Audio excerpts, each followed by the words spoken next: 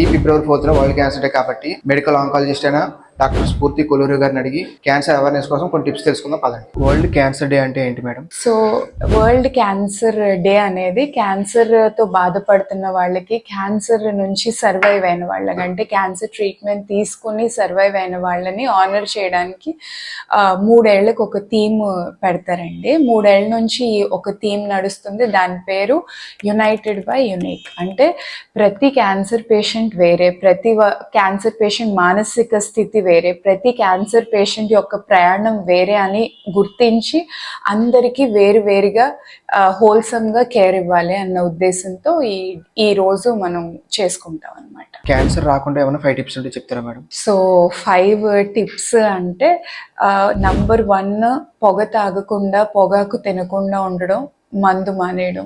Number 2 healthy food consume చేయడం, బాగా fibre ఉన్న ఫుడ్ కన్జ్యూమ్ చేసి ఫ్రూట్స్ వెజిటబుల్స్ కన్జ్యూమ్ చేయడం వల్ల పెద్ద పేగు లాంటి క్యాన్సర్స్ రాకుండా ఉంటాయి.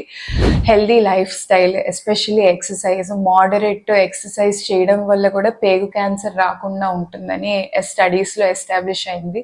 పెద్ద అడల్ట్గా అయినప్పుడు బరువు పెరగకుండా ఉండడానికి కూడా అది హెల్ప్ చేస్తుంది. అది కూడా క్యాన్సర్కి హెల్ప్ చేస్తుంది. తర్వాత 40 ఏళ్ళు దాటినాక ఆంకాలజిస్ట్ని ఒకసారి కలిస్తే మీ ఏజ్కి తగ్గ స్క్రీనింగ్ చెప్తారండి. అవన్నీ చేయించుకోవచ్చు.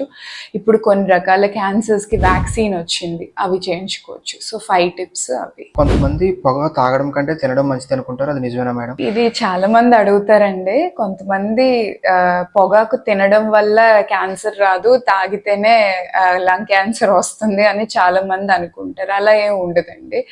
పొగాకు తిన్నా తాగినా క్యాన్సర్ వస్తుంది. జస్ట్ క్యాన్సర్ వచ్చే రకం మారిపోతుంది అంతే.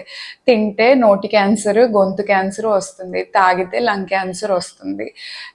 ఇంకొకటి ఇంకా డేంజరస్ కాంబినేషన్ పొగాకు, మందు 2 కంబైన్ చేస్తే మీ క్యాన్సర్ వచ్చే రిస్క్ ఇంకా పెరుగుతుంది. ఏ వయసులో క్యాన్సర్ వచ్చే ఛాన్సెస్ ఉన్నాయి మేడం? క్యాన్సర్ ఏ ఏజ్ లో వస్తుంది అనేది ఏమి ఉండదండి. అన్ని రకాల వయసులో క్యాన్సర్లు వస్తాయి, జస్ట్ రకాలు మారుతాయి అన్నమాట.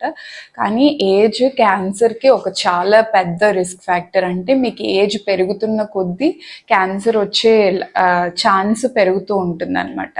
అందువల్ల 40 years క్రాస్ చేసినాక ఒకసారి ఎవరినైనా ఆంకాలజిస్ట్ ని కలిస్తే ఏది ముందుగా డిటెక్ట్ చేసే స్కోప్ తెలుసుకోవచ్చు. బట్ ఏజ్ అన్ని ఏజెస్లో వస్తుంది.